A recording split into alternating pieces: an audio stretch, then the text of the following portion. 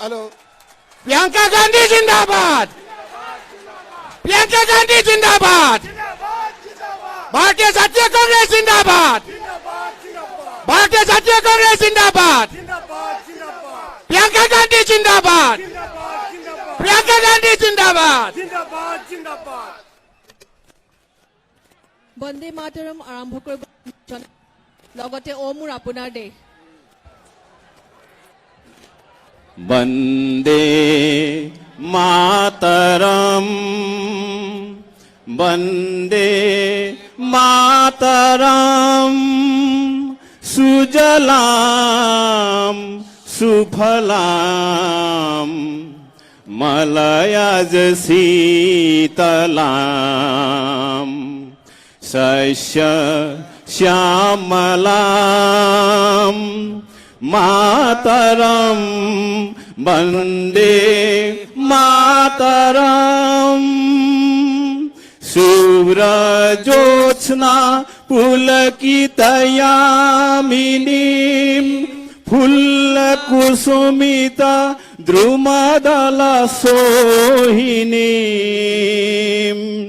सुहासिनीं सुमधुरभासिनीं सुखदां वरदां मातरं वन्दे मातरं वन्दे मातरं ओ मोर आपनार देश ओ मोर सिकुनी देश এনেখন শুৱলা এনেখন সুফলা এনেখন মৰমৰ দেশ ও মোৰ সুৰীয়া মাত অসমৰ সুৱদী মাত পৃথিৱীৰ কতো বিচাৰি জনমটো নোপোৱা কৰিলেও পাত ও মোৰ উপজাঠাই ও মোৰ অসমীয়াই চাই লওঁ এবাৰ মুখনি তোমাৰ হেঁপাহ মোৰ পলোৱা নাই জয় আই অসম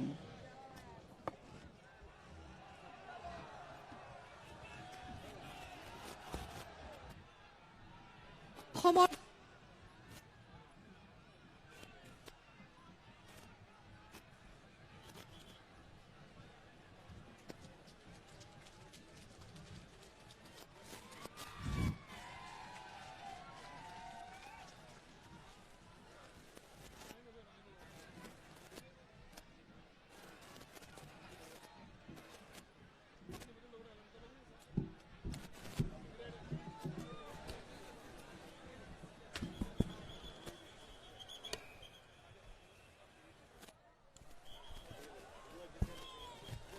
অসমৰ সাংস্কৃতিক কেন্দ্ৰ তেজপুৰবাসী ৰাইজলৈ আন্তৰিক সম্ভাষণ জনাইছো আমাৰ মাজত আহি উপস্থিত হৈছেহি আমাৰ সকলোৰে আদৰৰ নেত্ৰী AICC general secretary Priyanka Gandhi Bandra ডাঙৰীয়ানী এতিয়া আমি সম্বোধনা পৰ্বলৈ আগবাঢ়িম প্ৰিয়ংকা গান্ধী ডাঙৰীয়াক সম্বোধনা জনাব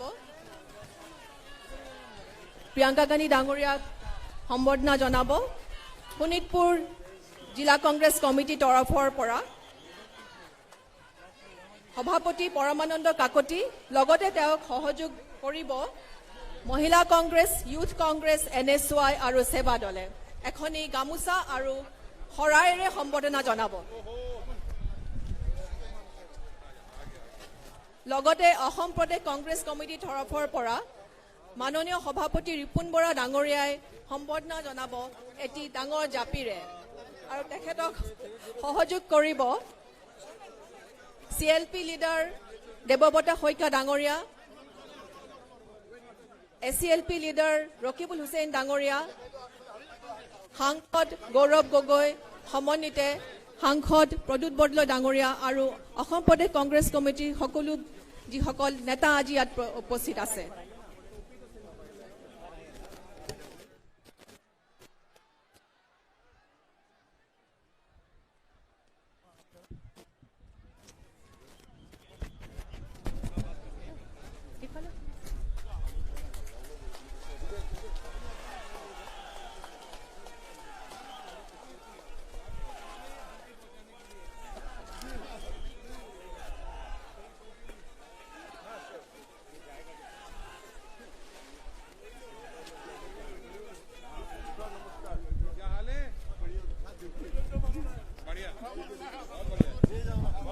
বড়ো পিপলছ ফ্ৰণ্টৰ অতি বলিষ্ঠ নেতা আমাৰ মাজত উপস্থিত আছে হাগ্ৰামা মহিলাৰী ডাঙৰীয়া। তেখেতক এখন গামোচাৰে সম্বৰ্ধনা জনাব ডিষ্ট্ৰিক্ট কংগ্ৰেছ কমিটিৰ তৰফৰ পৰা আমাৰ সভাপতি, প্ৰথমতে আমাৰ সভাপতি মাননীয় ৰিপুণ বৰা ডাঙৰীয়া সম্বৰ্ধনা জনাব এখনি ফুলাম গামোচাৰে, আৰু ডিষ্ট্ৰিক্ট কংগ্ৰেছ কমিটিৰ তৰফৰ পৰা সম্বৰ্ধনা জনাব আৰু এটি গামোচাৰে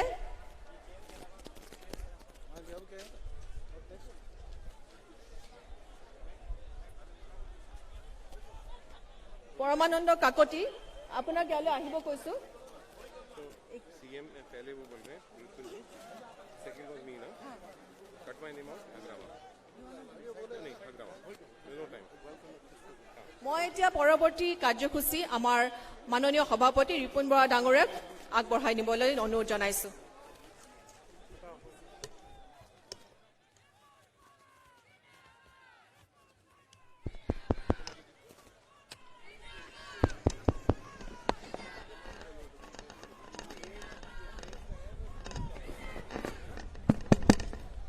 নমস্কাৰ। প্ৰথমতে অসম প্ৰদেশ কংগ্ৰেছ কমিটিৰ তৰফৰ পৰা আপোনালোক সকলোলৈকে আজিৰ এই বিশাল গণসমাৱেশ অসম বচাও আহক এই বিশাল গণসমাৱেশ আপোনালোকে অভূতপূৰ্বভাৱে সফল কৰি তুলিলে তাৰ বাবে আপোনালোক সকলোলৈকে অভিনন্দন জ্ঞাপন কৰিছো।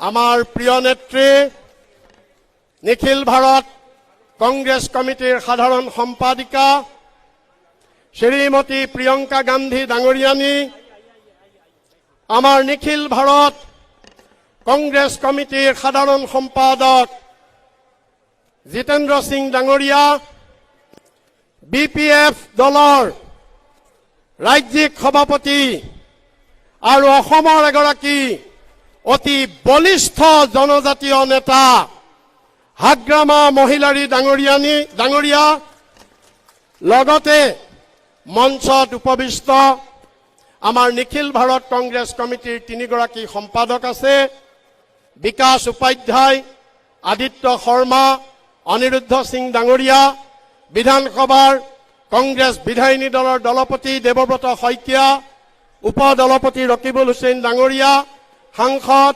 প্ৰদ্যুৎ বৰদলৈ, গৌৰৱ গগৈ, আব্দুল খালেক, ৰাণী নৰা ডাঙৰীয়ানী, নিখিল ভাৰত মহিলা কংগ্ৰেছৰ সভানেত্ৰী সুস্মিতা দেৱ ডাঙৰীয়ানী, মঞ্চত উপবিষ্ট বিভিন্ন বিধায়কসকল, কংগ্ৰেছৰ জ্যেষ্ঠ নেতৃবৃন্দ, মই সৰ্বপ্ৰথমে প্ৰদেশ কংগ্ৰেছৰ পৰা এই যে আদৰণি ভাষণ দিবলৈ মই আগবাঢ়িছো, মই সৰ্বপ্ৰথমে অসম কংগ্ৰেছ দলৰ তৰফৰ পৰা আৰু অসমৰ সমূহ ৰাইজৰ তৰফৰ পৰা আমাৰ আজিৰ মুখ্য অতিথি আমাৰ যুৱ নেত্ৰী প্ৰিয়ংকা গান্ধীক আমি উষ্ম আদৰণি জনাইছো।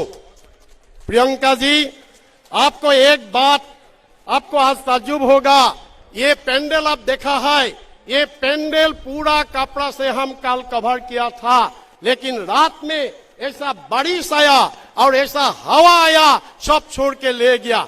हम लोग सोचा आज हम मीटिंग कर नहीं पाएंगे, बटर बहुत खराब था, लेकिन भगवान आपका साथ है, क्योंकि कल आप असम में ये चुनाव का प्रसार करने के लिए जब आया था, सबसे पहले आप कहां गया? सबसे पहले आप मां कामाख्या का मंदिर में जाके जो आशीर्वाद लिया, असम के लोगों के लिए, असम के भलाई के लिए जो आप आशीर्वाद लिया, वही आशीर्वाद से भगवान हमारा कांग्रेस पार्टी को साथ दे रहा है। तो इसीलिए मैं आपको हार्दिक स्वागत करता हूं। श्रद्धेय राइज, আপোনালোকে জানে যে গান্ধী পৰিয়াল আমাৰ অসমবাসীৰ লগত অতি নিবিড়ভাৱে সম্পৰ্ক। মই একেবাৰে আদৰণি ভাষণত কেইটামান মাত্ৰ কথা ক'ব খুজিছো। 62 চনলৈ ঘূৰি যাওক, যেতিয়া চীনা আন্দোলন চীনা সৈন্যই আমাৰ ভাৰত আক্ৰমণ কৰিছিল, অসম আক্ৰমণ কৰিছিল, বমদিলালৈকে চীনা সৈন্য আহিছিল, তেজপুৰ শোণিতপুৰ জিলাৰ মানুহ ইয়াৰ পৰা ভাগি গৈছিল। সেই ভয়াৱহ পৰিস্থিতিত অসমৰ ৰাইজক সাহস দিবলৈ কোন আহিছিল? ইন্দিৰা গান্ধী ডাঙৰীয়ানী আহিছিল, তেতিয়াৰ কংগ্ৰেছ সভানেত্ৰী। আৰু তেখেত ইয়াত এসপ্তাহ দিন থাকি তেখেতে কৈছিল যেতিয়ালৈকে চীনা সৈন্য ইয়াৰ পৰা ঘূৰি নাযাব তেতিয়ালৈকে মই ইয়াৰ পৰা নাযাওঁ বুলি কৈ তেখেতে তেজপুৰত কেম্প পাতি আছিল। আৰু যেতিয়া চীনা সৈন্য ইয়াৰ পৰা অপসাৰণ হৈছিল তেতিয়া তেখেত দিল্লীলৈ ঘূৰি গৈছিল। এয়া হৈছে কংগ্ৰেছ দলৰ, এয়া হৈছে গান্ধী পৰিবাৰৰ আমাৰ অসমলৈ অৱদান। ইয়াৰ পিছত অসম আন্দোলন হৈছিল, নেলিৰ ঘটনা হৈছিল, গহপুৰৰ ঘটনা হৈছিল, শ শ মানুহক হত্যা কৰা হৈছিল, ৰক্তৰে অসম ৰঞ্জিত হৈ গৈছিল। আৰু সেই সময়ত অসমৰ দুখ দুৰ্দশাৰ খবৰ ল'বলৈ কোন আহিছিল? प्रियंका जी, आपका नानी, आपका grand mother, the great leader of our country Indira ji came to people of Assam. उसके बाद जो 1987 में असम में जो बड़ा फ्लड हुआ, सारा असम का लोग सड़क में रहा, तो उस टाइम आपका पिताजी भारत का प्रधानमंत्री राजीव गांधी ने डिब्रूगढ़ से अपने हाथ से गाड़ी चला के डिब्रूगढ़ से गुवाहाटी तक नेशनल हाईवे के सड़क में जितना फ्लड इफेक्टेड लोग था, सबों को पीड़ा का, सबों को दुख का उन्होंने खबर लिया। यही है कांग्रेस पार्टी, गांधी परिवार का साथ हमारा असम का लोगों का यही है आत्मिक संपर्क। उसके बाद हमारा असम आंदोलन हुआ 6 वर्ष। ये असम आंदोलन में जो अशांति हुआ था, वो अशांति को किसने शांति लाया? आपका पिताजी राजीव गांधी ने जो असम एकॉर्ड किया, और असम एकॉर्ड के वजह से असम में शांति आया, असम में प्रगति आया। यही है गांधी परिवार का हमारा असम के लोगों के साथ यही संपर्क। उसके बाद जब का आंदोलन हुआ, हमारा 5 नौजवानों को गोली मार के हत्या किया, लोगों सड़क में आंदोलन किया था, उस टाइम में कोई नहीं आया। उस टाइम में कौन आया असम में? आपका भाई, हमारा प्रिय नेता राहुल गांधी आया, लोगों को पीड़ा समझा, शहीदों का घर घर गया, शहीदों को घर घर जाके राहुल गांधी ने असम का लोगों को साथ दिया। और आज कुछ दिन पहले राहुल गांधी शिवसागर में आके इसी मुताबिक जनसभा में हम लोग को 2 बात बोल के गया। एक बात है जे कांग्रेस गवर्नमेंट अगर आएगा तो आएगा का असम में हम लागू होने नहीं देगा। असम का संस्कृति, असम का जाति, असम का अस्तित्व रक्षा करेंगे। उसके बाद आज आप आया, कल आप आया, और आप भी आके हमारा घर घर में, आज चाय बागान का लोगों के घर में आप जाके चाय बागान का श्रमिक को लोगों के साथ बातचीत करके आपने जो मैसेज, जो वार्ता सारा लोगों को दिया। यही है कांग्रेस पार्टी असम का लोगों का दुख के साथ, सुख के साथ सब टाइम कांग्रेस पार्टी गांधी परिवार हमारा असम के साथ है। मैं इसी शब्दों के साथ आपको फिर बहुत बहुत मैं हार्दिक स्वागत करता हूं। धन्यवाद। जय असम। धन्यवाद। এতিয়া মই অনুৰোধ জনাম আমাৰ মাজত থকা বিপিএফৰ বলিষ্ঠ নেতা হাগ্ৰামা মোহনী ডাঙৰীয়াক দুআষাৰ ক'বলৈ।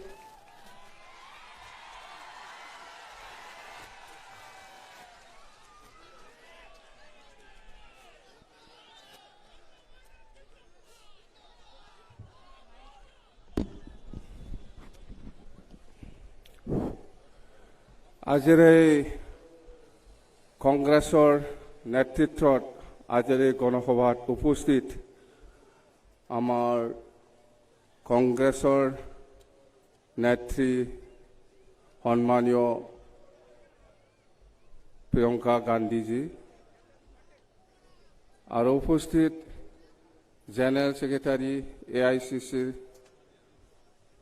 জিতেন্দ্ৰ সিং ডাঙৰীয়া আৰু উপস্থিত অসম প্ৰদেশ কংগ্ৰেছৰ প্ৰেছিডেণ্ট ৰিপুণ বৰা ডাঙৰীয়া আৰু ইয়াত উপস্থিত কংগ্ৰেছৰে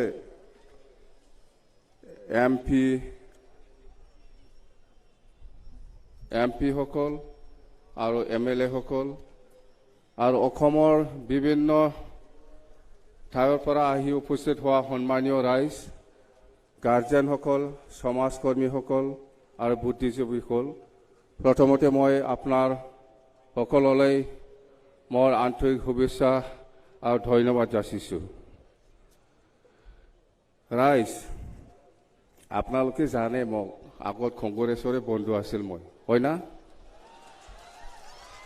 না নহয় এই হেমন্তই ই মানে বিজেপিত যাই পেলাই মোক জবৰদস্ত বিজেপিৰ লগত লৈ যোৱাত এই হেমন্ত মই হেমন্তৰ লগত নাই এতিয়া আকৌ আমি কংগ্ৰেছৰ লগতে থাকিম আৰু কংগ্ৰেছৰ নেতৃত্বত চৰকাৰ হ'ব চিন্তা কৰিব নালাগে মই আছো কোনে কি কৰিব এইবাৰ বিজেপিৰ শ্ৰাদ্ধ অহা মে মাহত 2 তাৰিখত দিম বিজেপিৰ শ্ৰাদ্ধ তাৰমানে বিদায় 2 তাৰিখত ৰিজাল্ট দিব না নাই মে 2 তাৰিখত হয় না তো সেইদিনাই আমি শ্ৰাদ্ধ দি পেলাই বিদায় দিম যা কি কৰিব মই হিচাপ দিম বৰচলা এতিয়া বিজেপি আছে কংগ্ৰেছ আহিব ঢেকিয়াজুলি বিজেপি অশোক সিঙাল এইটো শেষ ইয়াৰ পিছত ৰাঙাপাৰা চতিয়া বিফুৰিয়া এই দাদা আহিছে বিফুৰিয়া এই যে ভূপেন বৰা এইটো আৰামত জিকিল এইবাৰ কি চিন্তা ইয়াৰ পিছত কোনটো জিকিব জানে গহপুৰ কংগ্ৰেছ বিজেপিত আছিল এতিয়া কংগ্ৰেছ আৰামত আহি যাব এইবাৰ ফাৰ্ষ্ট ফেজত বিজেপিটো উল্টা মাৰি কংগ্ৰেছত আহিব 12টা সমষ্টি আনি দিম মই ফাৰ্ষ্ট ফেজত এইবিলাক সব আমি আনি দিয়া আগত কংগ্ৰেছৰ আছিল মই উল্টাই দিলো না ইফালে কিন্তু আকৌ বিজেপিৰ পৰা এতিয়া কংগ্ৰেছত উল্টাই দিম কি কৰিব কি কৰিব আৰামত চৰকাৰ আহিল চিন্তাই কৰিব নালাগে কংগ্ৰেছৰ নেতৃত্বত চৰকাৰ আকৌ আহিল হেমন্তটো এডভান্স যদি কংগ্ৰেছত সোমাইলে ভাল সিফালে কিন্তু নাই এইটো জানে না ইফালে জাপ মাৰিবলৈ এইবাৰ বা ক'ত জাপ মাৰিব বিজেপিটো নাইয়ে শেষ আৰু BTCত কেনেকুৱা চৰকাৰ বনাইছে হেমন্তই জানে এই লিলি হোটেলত মানুহটো ঠেং হাত বান্ধি ৰাখি পেলাই মোক ভয় খাই পেলাই লিলি হোটেলত ৰাখি শ্বিলঙত লৈ যায় আৰু কিবা লিলি হোটেলৰ পৰা কোকৰাঝাৰলৈ কেনেকুৱা গৈছে ট্ৰেকিং সময়ত এটা ছুপাৰত লৈ গৈছে এইটো ইমান সন্মানীয় MCLA সকল ৰাইজে ইহঁতক ভোট দি পেলাই জিকাই দিছে ইহঁতক খৈদি নিচিনা কিয় লৈ গৈছে তাতে কোকৰাঝাৰত বাছত লৈ গৈছে বাছত আকৌ গুৱাহাটীত লিলিত থৈছে কিহৰ ভয় এই BTCত যিটো চৰকাৰ হৈ আছে এইটোতো ইলিগেল আমি 100% চৰকাৰ বনাম BTCত আকৌ মই চিন্তা কৰিব নালাগে ইলিগেল চৰকাৰ BTCত বিজেপি আৰু UPPL যিটো চৰকাৰ চলে আছে এইটো ইলিগেল আমি মানিব পৰা নাই এই চৰকাৰটো চৰকাৰ আমিয়ে বনাম বেছি দিন নাই আৰু পুৰা হৈ আছে অসমত আপোনালোকে বেছি দিন নাই আৰু 2 মাহ ফেব্ৰুৱাৰী মাৰ্চ এপ্ৰিল মে মাহত নতুন চৰকাৰ আহিব বিজেপি হাটাও আসাম বাঁচাও চৰকাৰ আহিব দেই, মই এনে মিছা কোৱা নাই, মই মিছা কোৱা নাই। চৰকাৰ 100% কংগ্ৰেছৰ নেতৃত্বত আহিব, চিন্তা কৰিব নালাগে। কাক কয় হেমন্ত, এতিয়াতো পুলিচ আছে, তাৰ লগত প্ৰশাসন আছে, বহুত জবৰদস্ত। তাৰমানে আমি যদি কেছ থানাত কেছ দিয়ে, আমাৰতো ৰেজিষ্টাৰ নহয়, বিজেপিয়ে যদি কেছ দিয়ে ৰেজিষ্টাৰ হয়, জানে।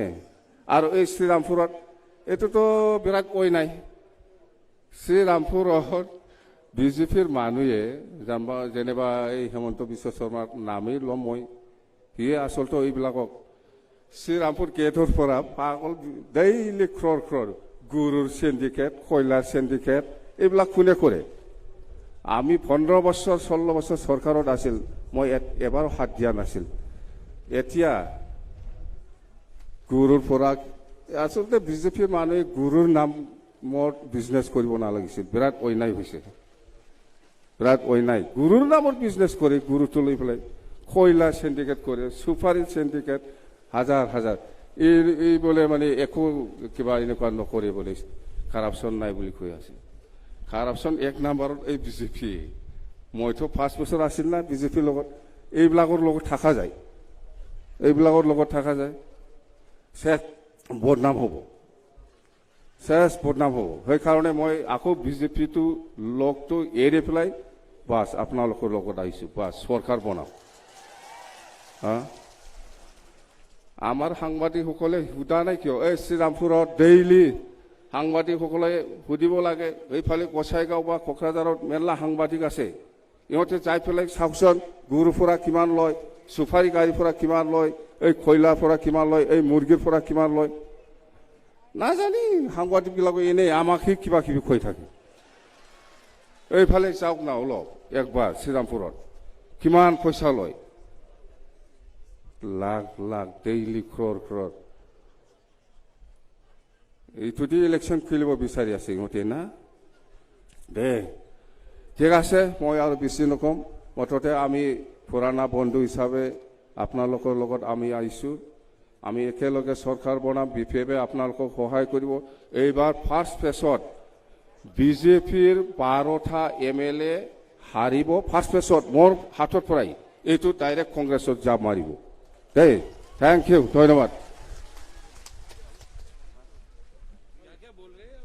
ধন্যবাদ হাগ্ৰামা মহিলাৰী ডাঙৰীয়া। এতিয়া আমি অনুৰোধ কৰিম আমাৰ নিখিল ভাৰত কংগ্ৰেছ কমিটিৰ সাধাৰণ সম্পাদক জিতেন্দ্ৰ সিং ডাঙৰীয়াক দুআষাৰ আপোনালোকক সম্বোধন কৰিবলৈ।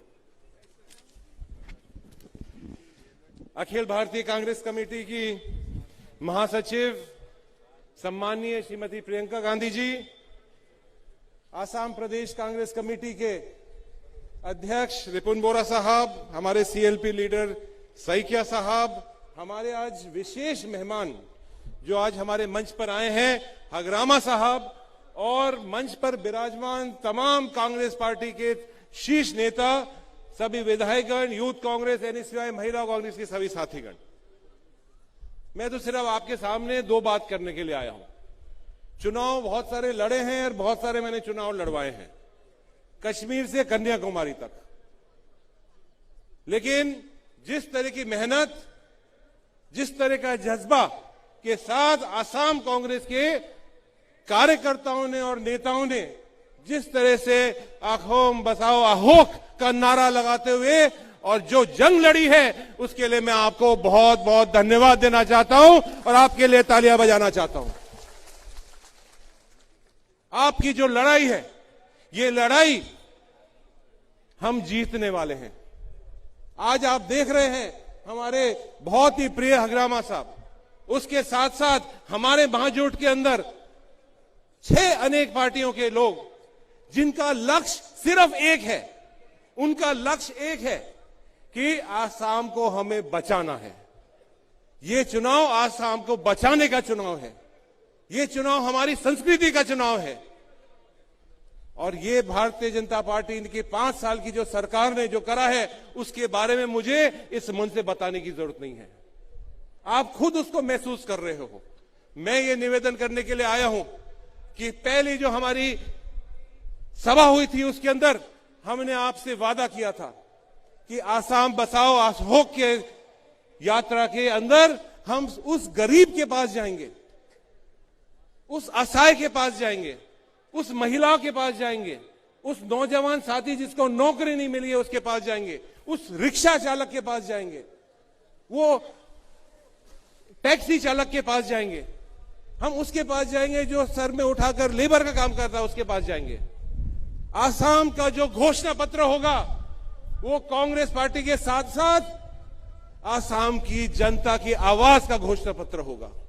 ये हमने वादा करा था। मैं बहुत बहुत धन्यवाद देना चाहता हूं हमारे सभी शीर्ष नेताओं को जो आज मंच पर विराजमान हैं। उसके अंदर हमारे प्रद्युत जी बोरदोलाई साहब विराजमान है, रॉकी हुसैन साहब, गौरव गोगोई जी विराजमान है, अब्दुल खालिक साहब, रानी नारा जी, सुष्मिता देव जी विराजमान है, जिनने लगभग 12,000 किलोमीटर की बस यात्रा करी। रात नहीं देखा, दिन नहीं देखा, 18 घंटे तक आपके बीच में जाकर 28 फरवरी से लेकर ये पूरी हम 12 फरवरी से लेकर ये पूरी हमारी यात्रा चल रही है। आपने देखा होगा हर विधानसभा क्षेत्र के अंदर हर गरीब के पास कांग्रेस की पार्टी की कार्यकर्ता, कांग्रेस के नेता आपके पास पहुंचे हैं, आपकी भावनाओं को समझा है। और आज ये 5 गारंटी की जो आज घोषणा होने वाली है इस मंच से, ये घोषणा कांग्रेस पार्टी की घोषणा नहीं है, ये आसाम की जनता की घोषणा है। ये मैं आपको गारंटी देना चाहता हूं। आप सब लोगों को मैं इस युद्ध को जीतने की अग्रिम बधाई के साथ साथ बहुत बहुत धन्यवाद। जय हिंद, जय भारत और जय होम। ধন্যবাদ জিতেন্দ্ৰ সিং ডাঙৰীয়া। এতিয়া আমি অনুৰোধ কৰিম দুআষাৰ ক'বলৈ আমাৰ ইলেকশ্যন কেম্পেইন কমিটিৰ অধ্যক্ষ প্ৰদ্যুৎ বৰদলৈ। আমাৰ নেত্ৰী শ্ৰীমতী প্ৰিয়ঙ্কা গান্ধী, শ্ৰী হাগ্ৰামা মহিলাৰী ডাঙৰিয়া, আমাৰ পিসিসিৰ প্ৰেসিডেন্ট আমাৰ জিতেন সিং ডাঙৰিয়া আৰু মোৰ সতীৰ্থসকল, ৰাইজ, আকাশৰ পৰা যেতিয়া দেৱতাসকলে তললৈ চায়, বিশ্ব ব্ৰহ্মাণ্ডত ভাৰতবৰ্ষখনো আছে সাৰে জাহাঁ সে আচ্ছা। আৰু এই ভাৰতবৰ্ষৰ এটা চুকত অসমখন আছে, দেৱতাই ওপৰৰ পৰা চাই, য'ত আমি সকলোৱে অসমীয়া বুলি আমি চিনাকি দিওঁ। বহলভাৱে বিভিন্ন ভাষা ভাষী জাতি জনগোষ্ঠীৰ মানুহে আমি অসমীয়া বুলি চিনাকি দিওঁ। আজি এই যিটো আমাৰ অসমীয়া পৰিচয়, হাজাৰ হাজাৰ বছৰ আগৰ পৰা বাণ ভগদত্ত, ভাস্কৰ বৰ্মা, চাউলুং চুকাফা, শংকৰ আজান, এই বহলভাৱে সকলোকে বুকুত সুমুৱাই আমি অসমীয়া বুলি চিনাকি দিওঁ। আজি এই অসমীয়াত্বক এক নাগপুৰীয়া অপসংস্কৃতিয়ে আক্ৰমণ কৰিছে আজি অসমৰ ওপৰত। আৰু এই যিটো আক্ৰমণ কৰিছে, আপোনালোকে সকলোৱে জানে যে 2016 চনত বিজেপিৰ এই জাতি মাটি ভেটি এইটো শ্লোগান আজি 5 বছৰৰ পিছত ইয়াত স্বীকৃত হৈছে। কি বুলি? বোলে এই শতিকাৰ, এই সৰ্বকালৰ নিকৃষ্টতম ফাঁকি কথা, প্ৰহসন, প্ৰতাৰণা আৰু বিশ্বাসঘাতকতাৰ শ্লোগান আজি এই বিজেপিয়ে দিছিলে 5 বছৰ আগতে। জাতি মাটি ভেটিৰ কথা কৈ তেওঁলোকে অসমীয়াৰ অস্তিত্ব এইবিলাকক নাইকিয়া কৰিবৰ কাৰণে তেওঁলোকে কাম কৰি আহিছে। আজি ফুলনি বাগিচাৰ দৰে বিভিন্ন ৰঙৰ ফুল ফুলা এই অসমত তেওঁলোকে তিলকৈ এই বহুৰঙী আমাৰ যিটো অৱস্থিতি, আমি যাক অসমীয়াত্ব বুলি কওঁ, সেই অসমীয়াত্বক তেওঁলোকে নাইকিয়া কৰিবৰ কাৰণে চক্ৰান্ত কৰি আমাৰ ওপৰত কাইনখন জাপি দিছে। ৰাইজ, কাইনখন জাপি দিছে। আৰু কংগ্ৰেছ দলে যুগে যুগে অসম আৰু অসমীয়াৰ পক্ষত কাম কৰি আহিছে। সেই তেতিয়াই যেতিয়া ব্ৰিটিছে অসমখনক প্ৰস্তাৱিত পাকিস্তানৰ অন্তৰ্ভুক্ত কৰিবৰ কাৰণে প্ৰস্তাৱ দিছিলে, তেতিয়া অসমৰ কংগ্ৰেছ দলে, অসমৰ কংগ্ৰেছৰ কৰ্মী নেতাসকলে যুদ্ধ ঘোষণা কৰিছিলে ব্ৰিটিছৰ এগেইনষ্টে আৰু সেই আৰু অসমক পাকিস্তানত অন্তৰ্ভুক্ত কৰা সেই আঁচনি বানচাল কৰা হ'ল ৰাইজ আজিও কংগ্ৰেছে এই সংকটকালীন সময়ত অসমবাসীৰ ওচৰত থিয় দিছে আৰু আমি এই সিটিজেনশ্বিপ এমেণ্ডমেণ্ট এক্ট যিখন আনি পেলাই তেওঁলোকে তিলকৈ আমাৰ এই চাইনিজ মাগুৰৰ দৰে থাইলেণ্ড মাগুৰৰ দৰে আমাৰ ইয়াৰ ক্ষুদ্ৰ জাতিসত্ত্ববিলাক গিলি তেওঁলোকে ডাঙৰ হ'বলৈ চেষ্টা কৰিছে সেয়া আমি কদাচিতো মানি নলওঁ সেয়েহে ৰাইজ এই তেজপুৰ ঐতিহাসিকভাৱে আমাৰ সংস্কৃতিৰ অসমীয়া সংস্কৃতিৰ এক মিলন ভূমি অসমীয়া সংস্কৃতিৰ এখন জায়গা আৰু এই জায়গাৰ পৰা আমি তেওঁলোকক সকীয়াই দিছো আমি নামানো তেওঁলোকৰ এই যিটো অসমক ধ্বংস কৰা অসমীয়াক ধ্বংস কৰা যিটো চক্ৰান্ত সেই চক্ৰান্ত আমি বানচাল কৰিম গতিকে শেষত মোৰ লগত এটা শ্লোগান দিয়ক মই আপোনালোকক আহ্বান জনাইছো মোৰ লগত শ্লোগান দিয়ক মই কওঁ আহক আহক বচাও আহক আপোনালোকে ক'ব অসম বচাও আহক আহক আহক বচাও আহক আৰু জোৰেৰে কওক আহক আহক বচাও আহক আহক আহক বচাও আহক আহক আমি অসমক বচাও আৰু আমি কেতিয়াও নামানো ধন্যবাদ ধন্যবাদ এতিয়া আমি আমাৰ কংগ্ৰেছ বিধায়িনী দলৰ দলপতি দেৱব্ৰত শইকীয়াক দুআষাৰ ক'বলৈ অনুৰোধ কৰিছো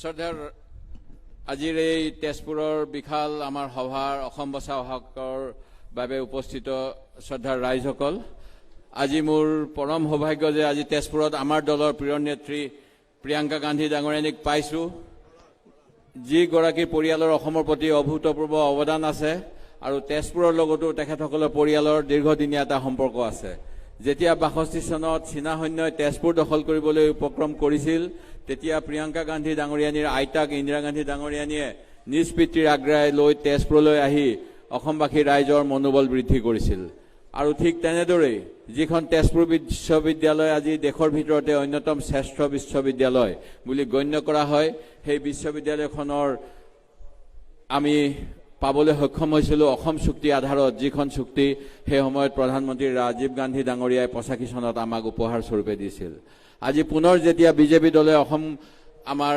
বিভিন্ন ৰাইজৰ মাজত বিভিন্ন সমস্যাৰ সৃষ্টি কৰি অসমখনক পিছফালৰ পৰা শ্ৰেষ্ঠ কৰিবলৈ বিচাৰিছে সেইখিনি সময়ত প্ৰিয়ংকা গান্ধী ডাঙৰীয়ানী আমাৰ মাজত উপস্থিত হৈছে আৰু আমি সকলোৱে তেখেতৰ লগত একেলগে অসম বচাও আহক এই এটা বিশেষ অনুষ্ঠানত সামিল হৈছো আমি সকলোৱে নিশ্চিতভাৱে অসম বচাব লাগিব ৰাইজ মোৰ হাতখন চাওক এই হাতখনত ৫টা আঙুলি আছে আৰু কংগ্ৰেছৰ এই হাতখনৰ ৫টা আঙুলিৰ এটা ডাঙৰ আশ্বাসৰ প্ৰতীক যেটো আমি অসমৰ ৰাইজক নিৰ্বাচনৰ পূৰ্বে দিব বিচাৰো আমাৰ এটা আশ্বাস ৰাহুল গান্ধী ডাঙৰীয়া ইতিমধ্যে শিৱসাগৰৰ পৰা অসমৰ ৰাইজক দিছে হেতু হৈছে নিৰ্বাচনত জয় হোৱাৰ এমাহৰ ভিতৰতে কংগ্ৰেছ দলে চাহ বাগানৰ শ্ৰমিকসকলৰ মজুৰি ৩৬৫ টকালৈ বৃদ্ধি কৰিব ৰাহুল গান্ধী ডাঙৰীয়াৰ এই ঘোষণাত জুমলা পাৰ্টি ইমানেই ভয়ভীত হ'ল যে তেখেতসকলে ততাতৈয়াকৈ এই মজুৰি ২৭০ টকালৈ বৃদ্ধি কৰিলে যিটো তেখেতসকলে ৩৫১ টকা কৰিম বুলি আজিৰ পৰা ৫ বছৰ আগত কৈছিল কিন্তু তেওঁলোকে বৰ্তমানে মূল্য বৃদ্ধি কৰা নাই সেই গতিকে ১০ টকা দিলেও ২০ টকা আমাৰ জেপৰ পৰা লৈ যায় আজি বিভিন্ন শাক পাচলি খাদ্যবস্তুৰ দাম কেনেকৈ প্ৰতিদিনে বাঢ়িছে সেই কথা মই নকলেও হ'ব এই মাহতে আমাৰ ৰন্ধন গেছৰ দাম প্ৰায় ১০০ টকা বৃদ্ধি হৈছে যেটো আপোনালোক নিশ্চয় সকলো অৱগত শ্ৰদ্ধাৰ ৰাইজ জুমলা পাৰ্টিয়ে চাহ শ্ৰমিকৰ মজুৰি ৩৫০ টকালৈ বৃদ্ধি কৰিম বুলি কৈছিল কিন্তু এই বৃদ্ধি তেখেতসকলে কৰা নাই আৰু আমি যেতিয়া অসমৰ ৰাইজক আশ্বস্ত কৰিব বিচাৰিছো তেখেতসকলে সুধিছে আপোনালোকক আমি কেনেকৈ বিশ্বাস কৰিম কাৰণ ভাৰতীয় জুমলা পাৰ্টিয়েও এই আশ্বাস আমাক দিছিল কিন্তু তেওঁলোকে সেই প্ৰতিশ্ৰুতি পূৰণ নকৰিলে ৰাইজ আমি যি প্ৰতিশ্ৰুতি দিওঁ সেই প্ৰতিশ্ৰুতি আমি পালন কৰো আমাৰ আন্তৰিক গ্যাৰান্টি দিছো যে কংগ্ৰেছ দলৰ মুখ্যমন্ত্ৰীয়ে শপত গ্ৰহণ কৰাৰ 30 দিনৰ ভিতৰতে দৈনিক মজুৰি ৩৬৫ টকালৈ বৃদ্ধি কৰা হ'ব আৰু এয়া কংগ্ৰেছ দলৰ এটা গেৰাণ্টি অসমৰ ৰাইজৰ প্ৰতি, অসমৰ চাহ বাগিচাৰ শ্ৰমিকসকলৰ প্ৰতি। ৰাহুল গান্ধী ডাঙৰীয়া আমাক কৈছে যদি এনে কৰা নহয় তেতিয়াহ'লে কংগ্ৰেছ দলৰ মুখ্যমন্ত্ৰীয়ে পদত্যাগ কৰিব লাগিব। আমি পুনৰবাৰ কৈছো শুনক, 365 টকা মাত্ৰ 30 দিনৰ ভিতৰত, আৰু এয়া সম্ভৱ হ'ব। কাৰণ আমি চাইছো যে ইয়াতকৈ বেছি আমি কিয় কৰিব বিচৰা নাই, কাৰণ কেৰালাত 380 টকা, সেয়া অসমৰ বাবে সম্ভৱ নহয়। আমি এয়া কৰিলে আমি চাহ উদ্যোগটোকো ৰক্ষা কৰিব লাগিব, আৰু তাৰ বাবে আমি বিশিষ্ট অৰ্থনীতিবিদসকলৰ লগত কথা পাতি এটা উপায় উদ্ভাৱন কৰিছো, যাৰ ফলত এই বৃদ্ধিৰ পিছতো আমাৰ চাহ উদ্যোগটো ক্ষতি নহয়। ৰাইজ, আমি ভুৱা প্ৰতিশ্ৰুতি নিদিওঁ, আমি জুমলা পাৰ্টি নহয়। আমি বাগানৰ মালিকক কৈছো যে আপোনালোকে আমাক সহায় কৰক, আৰু আমি নিশ্চিতভাৱে উদ্যোগটোও জীয়াই ৰাখিম, আৰু শ্ৰমিকসকলৰ আমি যি কষ্ট সেই কষ্ট আমি লাঘৱ কৰিম। 30 দিনৰ ভিতৰত 365 টকা আৰু অন্যান্য যিখিনি প্ৰতিশ্ৰুতি আছে সেইখিনি আমাৰ কংগ্ৰেছ দলৰ প্ৰতিশ্ৰুতি, যিখিনি অসমৰ উন্নয়নৰ বাবে আজি আমাৰ মাজত আমাৰ যি গ্যাৰাণ্টি, এই গ্যাৰাণ্টি হৈছে কংগ্ৰেছৰ গ্যাৰাণ্টি, আৰু এই গ্যাৰাণ্টি আমি সকলোৱে ঘৰে ঘৰে লৈ যাব লাগিব। আজি আমি সুখী যে BPF দলৰ নেতাও আমাৰ মাজত আজি উপস্থিত হৈছে, আৰু তেখেতসকল আৰু অন্যান্য সকলো আমাৰ মিত্ৰজোঁটৰ মহাজোঁটৰ সহযোগত নিশ্চিতভাৱে 2 মে'ৰ ৰিজাল্টে এটা পৰিৱৰ্তন দিব, যিটো পৰিৱৰ্তন অসমৰ বাবে হ'ব। ধন্যবাদ। জয় হিন্দ, জয় আই অসম। এতিয়া আমি আহ্বান জনাইছো আমাৰ মেনিফেষ্টো কমিটিৰ অধ্যক্ষ সাংসদ গৌৰৱ গগৈ দুআষাৰ ক'বলৈ।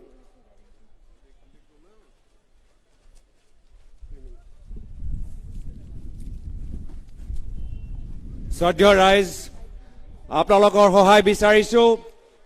মোৰ লগত ক'ব, জয় অসম, জয় অসম, জয় অসম।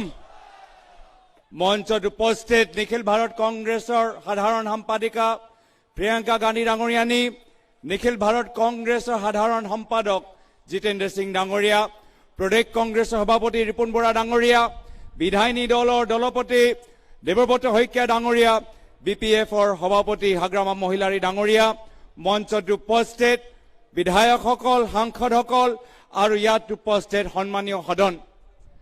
আজি এই সভাৰ পৰা মোক মনত পৰিছে মোৰ পিতৃ প্ৰয়াত মুখ্যমন্ত্ৰী জননেতা তৰুণ গগৈদেৱলৈ। তেওঁ সদায় কৈছিল যে কংগ্ৰেছৰ হাত আমাৰ দলীয় হাত নহয়, এই হাতটো হ'ল এটা দুখীয়া মানুহৰ হাত, এই হাতটো হ'ল এজন খেতিয়কৰ হাত, এই হাতটো হ'ল এজন শিল্পীৰ হাত, এই হাতটো হ'ল এজন যুৱকৰ হাত, এই হাতটো হ'ল আপোনালোকৰ হাত। আজি এই হাতৰ ওপৰত বিশ্বাস কৰক। এই হাতৰ ওপৰত এই 5টা আঙুলি, প্ৰত্যেকটা আঙুলি এটা এটা গেৰেণ্টিৰ আজি এই সভাৰ ভিতৰত আপোনালোকৰ আগত প্ৰকাশ কৰা গৈছে। কংগ্ৰেছ আহি আছে গেৰেণ্টিৰ সৈতে। প্ৰথম গেৰেণ্টি প্ৰদ্যুৎ বৰদলৈ ডাঙৰীয়া ক'লে যে অসমৰ ভিতৰত কংগ্ৰেছৰ নেতৃত্ব মহাজোঁটৰ চৰকাৰ আহিলে ইয়াৰ পৰা বাতিল হ'বই হ'বই হ'বই। দ্বিতীয় গেৰেণ্টি দেৱব্ৰত শইকীয়া ডাঙৰীয়াই কৈছে যে আমাক 30 দিনৰ ভিতৰত ৰাহুল গান্ধী ডাঙৰীয়াই যি এটা ডাঙৰ উপহাৰ দি গ'ল যে আমাৰ বাগানৰ শ্ৰমিকসকলৰ মজুৰি 365 ৰুপিজ হ'ব। 30 দিনৰ ভিতৰতে সেই সংকল্প কংগ্ৰেছৰ ভৱিষ্যত মহাজোঁটৰ চৰকাৰ ল'বই। এতিয়া মই আহিছো এই তৃতীয় আমাৰ গেৰেণ্টিলৈকে। এই গেৰেণ্টি শব্দ কিয় কৈছো? যিহেতু অসমৰ ৰাইজে ভাগৰ খাই গৈছে। বাৰম্বাৰ বিজেপি চৰকাৰ মিছা প্ৰতিশ্ৰুতি দি আছে, মিছা কথা কৈ আছে। সেইকাৰণে অসমীয়া ৰাইজে কৈছে কি এইবাৰ আৰু বিজেপি দলৰ মিছা প্ৰতিশ্ৰুতি নালাগে, কংগ্ৰেছৰ 5টা গেৰেণ্টি লাগে। আজি এই অসম বচাও আহক যাত্ৰাৰ জৰিয়তে আমি অসমৰ হিমূৰ পৰা ইমূৰলৈ গৈছো, আৰু চাৰিওফালে অসমবাসী ৰাইজে এটাই কথা কৈছে কি আটাইতকৈ গুৰুত্বপূৰ্ণ সমস্যা হৈছে নিবনুৱা সমস্যা। মোক দুখ লাগিছে কি মোৰ লাখ লাখ অসমৰ যুৱকসকল আজি তেওঁলোকৰ হাতত ডিগ্ৰী আছে, কিন্তু তেওঁলোকৰ হাতত চাকৰি নাই। বিগত বছৰ দেখা পালো কোভিডৰ কাৰণে কিমান লাখ লাখ যুৱকসকল অসমলৈ আহিব পাৰিলে, অসমলৈ আহিবলৈ বাধ্য হ'ল, কিন্তু ইয়াত একো চাকৰি নাপায়, আকৌ তেওঁলোকে উভতি যাবলৈ হ'ল। এয়া হ'ল জাতীয় নায়ক সৰ্বানন্দ সোণোৱাল ডাঙৰীয়াৰ পৰিৱৰ্তন। সৰ্বানন্দ সোণোৱাল ডাঙৰীয়া আপুনি জাতীয় নায়ক, আজি মোৰ খিলঞ্জীয়া যুৱকসকলৰ আজি নিবনুৱা সমস্যা আটাইতকৈ বেছি বৃদ্ধি হৈছে জাতীয় নায়ক মুখ্যমন্ত্ৰী সৰ্বানন্দ সোণোৱাল ডাঙৰীয়াই এই প্ৰশ্ন উত্তৰ দিয়ক আজি মোৰ মিচিং ভাই বড়ো ভাই ৰাভা ভাই তিৱা ভাই আমাৰ দেউৰী ভাই অসমীয়া বঙালী হিন্দী স্পিকিং চাৰিওফালে মানুহসকলে এটাই কৈছে নিবনুৱা সমস্যা বৃদ্ধি হৈছে বিজেপি দলে কি ক'লে 25 লাখ চাকৰি কৈ যুৱকসকলৰ পৰা ভোট লৈ তেওঁলোকে 1 লাখ চাকৰি দিব নোৱাৰিলে কলা আইন কা জাপি হাজাৰ হাজাৰ যুৱকসকলক আজি তেওঁলোকে পুলিচে দি লাঠিচাৰ্জ কৰিলে ধিক্কাৰ হবে বিজেপি চৰকাৰ গৰিহণা দিছো জাতীয় নায়ক মুখ্যমন্ত্ৰী সৰ্বানন্দ সোণোৱাল ডাঙৰীয়ালৈ সেইকাৰণে শ্ৰদ্ধেয় ৰাইজ গুৰুত্ব সহকাৰে কৈছো প্ৰিয়ংকা গান্ধী ডাঙৰীয়ানী ইয়াত উপস্থিত আছে কংগ্ৰেছৰ আমাৰ জ্যেষ্ঠ নেতাসকল উপস্থিত আছে ওপৰ প্ৰাত মুখ্যমন্ত্ৰী তৰুণ গগৈদেৱ আমালোকক চাই আছে আশীৰ্বাদ প্ৰদান কৰি আছে এই মঞ্চৰ পৰা মাত্ৰ সত্য কথাই ওলাব আৰু সেইকাৰণে কৈছো গুৰুত্ব সহকাৰে শুনিব এইবাৰ কংগ্ৰেছ চৰকাৰ যেতিয়া আহিব গ্যাৰেণ্টিৰ সৈতে কৈছো গ্যাৰেণ্টি দিয়া গৈছে অসমৰ ভিতৰত চৰকাৰী চাকৰি নতুনকে 5 লাখ চাকৰি কংগ্ৰেছে দিবই শ্ৰদ্ধেয় ৰাইজ অদ্ভুত কথা নহয় আজি এই বৰ্তমান অসমত প্ৰায় 4 লাখ চাকৰি চৰকাৰী চাকৰি আছে কিন্তু যদি আপোনালোকে পঞ্জাৱত চাই যদি আপোনালোকে হৰিয়ানাত চাই এই তেওঁলোকৰ জনসংখ্যা প্ৰায় অসমৰ তুলনাত কৰিব পাৰে কিন্তু তেওঁলোকৰ পঞ্জাৱ আৰু হৰিয়ানাত প্ৰায় 4-5 লাখ চাকৰি চৰকাৰী চাকৰি আছে কিন্তু অসমত নাই অসমত আপোনালোকে দেখা পাইছে বিত্তমন্ত্ৰী হিমন্ত বিশ্ব শৰ্মা ডাঙৰীয়া বিল্ডিং বনাইছে কিন্তু বিল্ডিঙৰ ভিতৰত মানুহ নাই হস্পিটেল বনাইছে ডক্টৰ নাই স্কুল বনাইছে শিক্ষক নাই আজি এনেকুৱা এটা ভূত বংলা হৈ গৈছে চাৰিওফালে ভূত বংলা আজি প্ৰায় 40,000 চিকিৎসাৰ আমাৰ ডক্টৰসকলৰ অভাৱ আছে অসমত আজি প্ৰায় 38,000ৰ চৰকাৰী শিক্ষকসকলৰ অভাৱ আছে ইয়াৰ দায়িত্ব কোনে ল'ব আজি তেওঁলোকে দায়িত্ব ল'বলৈ বিচৰা নাই তেওঁলোকে কৈছে কংগ্ৰেছে কেনেকৈ কৰিব ইমান চৰকাৰী চাকৰি কেনেকৈ কৰিব তেওঁলোকৰ সাহস নাই কংগ্ৰেছৰ সাহস আছে 2001 চনৰ আগতো এনেকুৱা এটা বিত্তীয় পৰিৱেশ বেয়া আছিলে য'ত চৰকাৰী চাকৰি কৰা মানুহে দৰমহা পোৱা নাছিলে কিন্তু সেই সময়ত কংগ্ৰেছ আহি বিত্তীয় পৰিৱেশ ঠিক কৰি প্ৰয়াত মুখ্যমন্ত্ৰী তৰুণ গগৈ ডাঙৰীয়াৰ নেতৃত্বত চৰকাৰী চাকৰিয়াল মানুহখিনি দৰমহা দিলে আজি সেই একে অনুভৱ আমি অসমৰ ভিতৰত লৈ আনিম আমাৰ কাম কৰা অভিজ্ঞতা আছে শাসন কৰিবলৈ জানো কংগ্ৰেছ দলে মাত্ৰ কথাৰ ফুলজৰি নহয় কংগ্ৰেছ দলে যি কথা দিয়ে তাৰ ওপৰত কাম হ'বই আৰু সেইবাবে মই ঘোষণা কৰিবলৈ বিচাৰিছো যে যেতিয়া কংগ্ৰেছৰ চৰকাৰ হ'ব কতো ভাৰতৰ ভিতৰত হোৱা নাই কংগ্ৰেছৰ অসমৰ যেতিয়া চৰকাৰ মহাজোঁটৰ চৰকাৰ হ'ব নতুন মিনিষ্ট্ৰী হ'ব মিনিষ্ট্ৰী অফ জবছ আমি গঠন কৰিম এটা মিনিষ্ট্ৰী অফ জব গঠন কৰি 5 লাখ চৰকাৰী চাকৰি নতুনকে দিয়া যাব তাৰ বাবে সংকল্প ল'ব তাৰ বাবে পৰিকল্পনা হ'ব প্ৰত্যেক বছৰ 1 লাখকে চাকৰি দিয়া যাব আৰু চৰকাৰী চাকৰি বাহিৰত প্ৰাইভেট সেক্টৰ এণ্টাৰপ্ৰেনিয়ৰশ্বিপ লাইভলিহুড খেতিয়কসকল থলুৱা আমাৰ কুঁহাৰসকল সকলোকে সংৰক্ষণ দিয়া যাব চাইনিজ মালৰ পৰা সংৰক্ষণ দিয়া যাব আৰু প্ৰায় 25 লাখ চাকৰি আমাৰ চৰকাৰী চাকৰি বাহিৰৰ পৰা আমি নিৰ্মাণ কৰা এটা সংকল্প লৈছো শ্ৰদ্ধেয় ৰাইজ মাত্ৰ লাগে আপোনালোকৰ আশীৰ্বাদ মাত্ৰ লাগে আপোনালোকৰ বহুমূল্য দুৱা আজি প্ৰিয়ংকা গান্ধী ডাঙৰীয়ানী আহি আমাৰ সকলক যি সাহস প্ৰদান কৰিছে তাৰ বাবে প্ৰিয়ংকা গান্ধী ডাঙৰীয়ানীক এই মঞ্চৰ পৰা ধন্যবাদ কৃতজ্ঞতা জ্ঞাপন কৰিম ইয়াতে নিজৰ চমু দুআষাৰ সমাপ্ত কৰিছো ধন্যবাদ জয় হিন্দ জয় অসম এতিয়া আমি আমাৰ আউটৰিচ কমিটিৰ অধ্যক্ষা সুস্মিতা দেৱ ডাঙৰীয়ানীক তেখেতৰ ভাষণ আৰু চতুৰ্থটো গ্যাৰাণ্টি ক'বৰ বাবে অনুৰোধ কৰিছো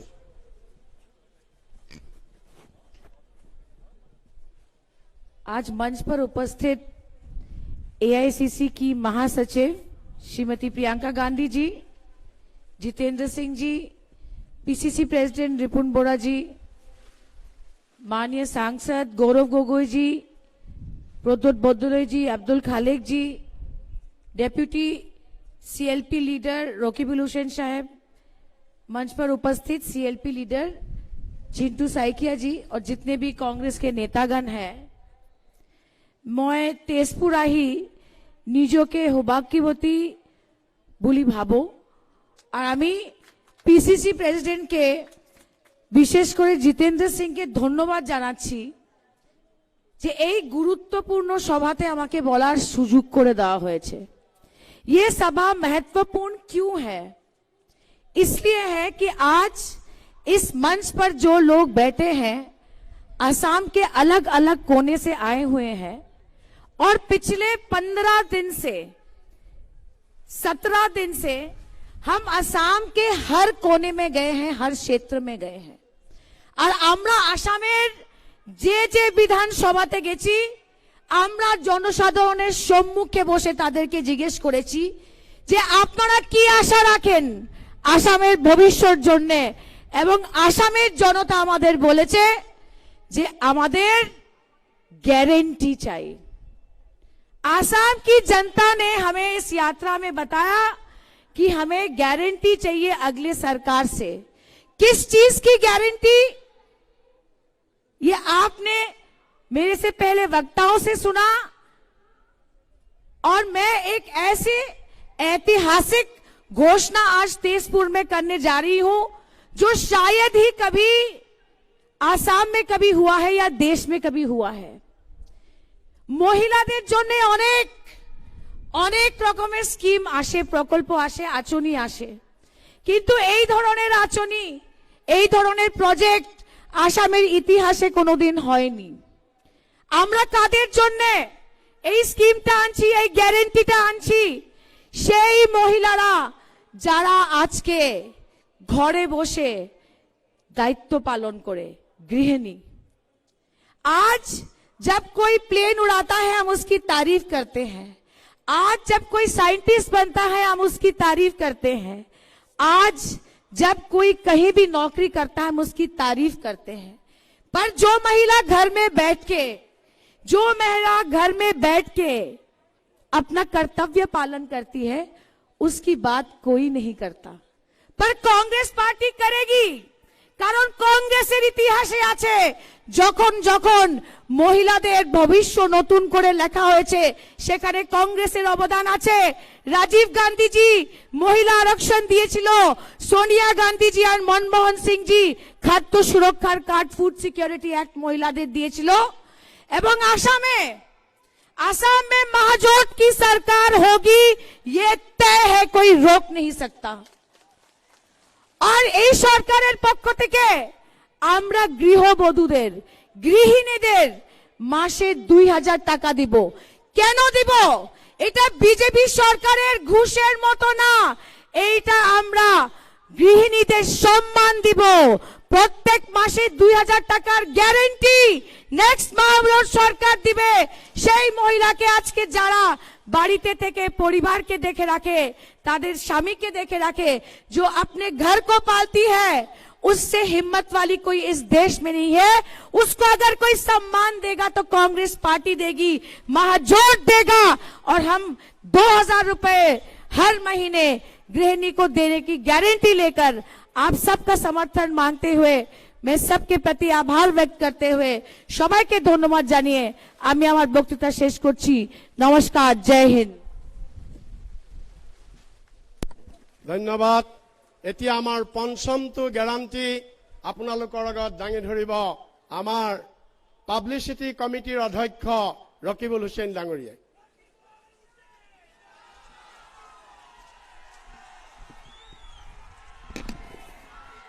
कांग्रेस नेत्री प्रियंका गांधी डांगरियानी, जितेंद्र सिंह डांगरिया, हाग्रामा महिलाई डांगरिया, प्रदेश कांग्रेसर सभापति रिपुन बरा डांगरिया, आमार कांग्रेसर नेताসকল और श्रद्धा राइज इलेक्ट्रनिक प्रिंट मीडियार संबाददायीসকল, आमी आटाई रৈ आছো प्रियंका गांधी डांगरियानी भाषण शुनिবলৈ। आमार मनबिलाक किन्तु बेया, कारण এই চৰকাৰখনে আমাক টেটু চেপি ৰাজত্ব কৰিছে। এই চৰকাৰখনে আমাক দুখীয়াৰ পৰা দুখীয়া কৰি দিলে ৰাইজ। সেইকাৰণে আপোনালোকে বহুত আশা লৈ ইয়ালৈ আহিছে।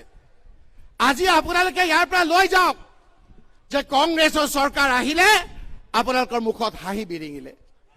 আজি আপোনালোকৰ মুখত হাঁহি ৰাইজ বস্তু বাহিনীৰ দাম বাঢ়িছে আমি কেৰাচিন তেলৰ দাম মিঠাতেলৰ দাম 100+ হৈছে বিভিন্ন বয় বস্তুৰ দাম বাঢ়িছে আমাৰ ঘৰলৈ যেতিয়া আমি যাওঁ আমি দেখো যে আমাৰ ল'ৰা ছোৱালীয়ে পঢ়ি আছে আমাৰ মনটো ভাল লাগে যে ৰাতিলৈকে মোৰ ল'ৰা ছোৱালী পঢ়ি আছে কিন্তু যেতিয়া ৰাতিপুৱা লাইটৰ বিল আহে আমাৰ বুকুখন উচপ খাই যায় নে নাযায় ৰাইজ আগতে 100 টকা আহিছিল আজিকালি 1000 টকা আহে বিজেপিৰ দিনত ৰাইজ আপোনালোকে চিন্তা নকৰিব প্ৰিয়ংকা গান্ধী ডাঙৰীয়ানীৰ সন্মুখত আমি কথা দিছো কংগ্ৰেছে আপোনালোকৰ মুখত হাঁহি লৈ যাওক আপোনালোকৰ কাৰেণ্টৰ বিল আমি গ্যাৰান্টি সহকাৰে কৈছো আমি কংগ্ৰেছ চৰকাৰে দিব লাইটৰ বিল আপোনালোকে দিব নালাগে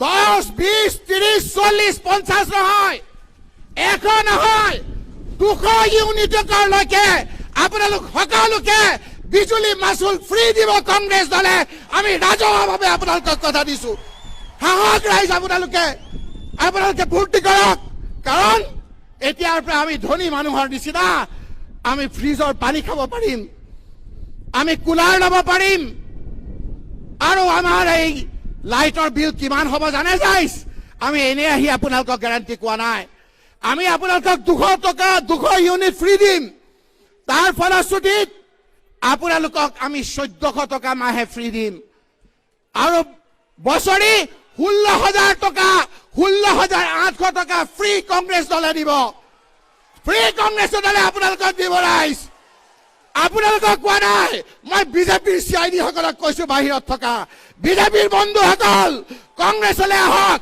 হাগ্ৰামা মহিলাৰী আমাৰ লগত আহি গৈছে কংগ্ৰেছৰ চৰকাৰ হ'ব গ্যাৰান্টি সহকাৰে আমি কৈছো 200 ইউনিট আমি সকলো ৰাইজক বিজেপিকো দিম এজিপিকো দিম সৰ্বসাধাৰণক দিম আমি সকলোৱে মুখত হাঁহি বিৰিঙিম কেৱল এটা কথাৰে মই আপোনালোকক কৈছো আপোনালোকে মোৰ লগত ক'ব আমি কম কংগ্ৰেছ আহি আছে আপোনালোকে ক'ব গ্যাৰান্টিৰ সৈতে ক'বনে ৰাইজ কংগ্ৰেছ আহি আছে কংগ্ৰেছ আহি আছে কংগ্ৰেছ আহি আছে প্ৰিয়ংকা গান্ধী জিন্দাবাদ প্ৰিয়ংকা গান্ধী জিন্দাবাদ প্ৰিয়ংকা গান্ধী জিন্দাবাদ জয় আই অসম জয় হিন্দ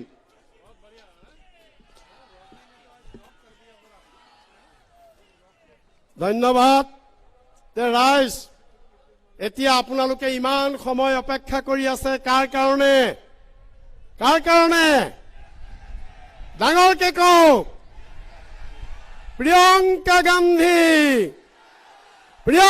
গান্ধী তেতিয়া আমাৰ প্ৰিয় নেত্ৰী প্ৰিয়ংকা গান্ধী ডাঙৰীয়ানীক তেখেতৰ ভাষণ আৰু বিজেপিক উৎখাত কৰি ব্ৰহ্মপুত্ৰ নদীত উটুৱাই দিবৰ কাৰণে আমাক শক্তি দিবলৈ মই আহ্বান জনাইছো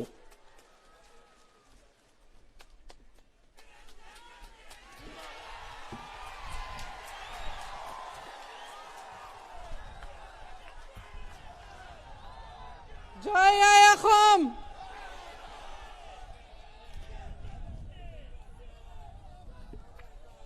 कांग्रेस के महासचिव श्री जितेंद्र सिंह जी पीसीसी के अध्यक्ष श्री रिपुन बोरा जी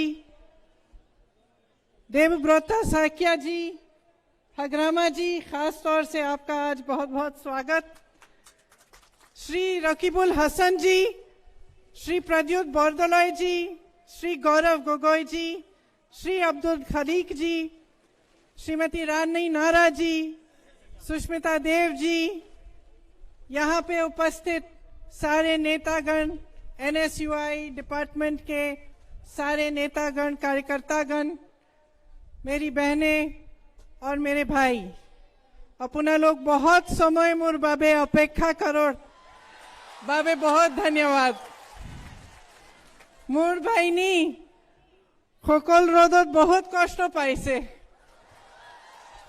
आपका बहुत बहुत धन्यवाद लेकिन मैं सिर्फ इतनी असामीज जानती हूँ बाकी आपको हिंदी में सुनना पड़ेगा